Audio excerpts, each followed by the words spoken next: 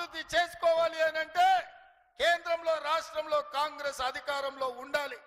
అందుకే మన ప్రాంత అభివృద్ధి కోసం, మన సమస్యల పరిష్కారం కోసం మనము ఈరోజు కాంగ్రెస్ను గెలిపించుకోవాలి.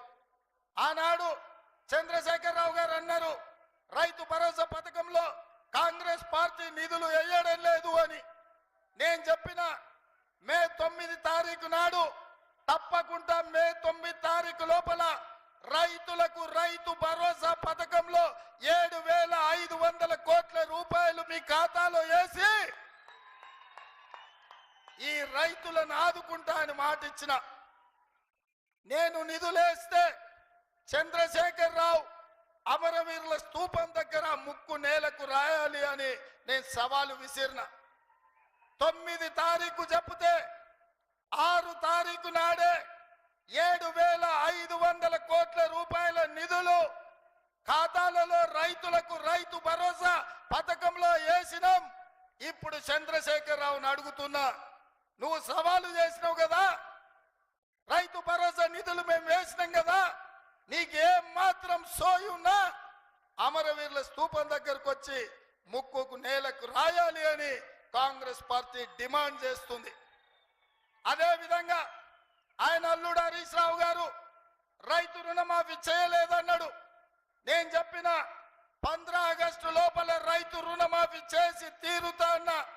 హరీష్ రావు చెయ్యలేను, చేస్తే రాజీనామా చేస్తా, మళ్ళీ ఎన్నికల్లో పోటీ చేయను అన్నాడు.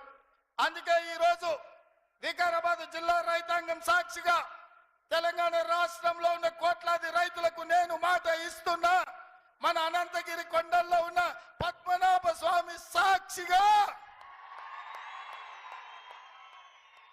అనంతగిరి కొండల్లో ఉన్న పద్మనాభుడి సాక్షిగా 15 ఆగస్టు లోపల రైతులకు 2 లక్షల రూపాయలు రుణమాఫీ చేసి ఈ తెలంగాణ రైతాంగం యొక్క రుణం తీర్చుకునే బాధ్యత నేను తీసుకుంటా. నేను ఇవాళ ఒక్క మాట చెప్పదలుచుకున్నా, ఈ పదవి, ఈ హోదా, ఈ ప్రభుత్వం రైతుల రుణమాఫీ చేయకపోతే, రైతుల రుణము తీర్చుకోకపోతే ఇది నిష్ప్రయోజనం.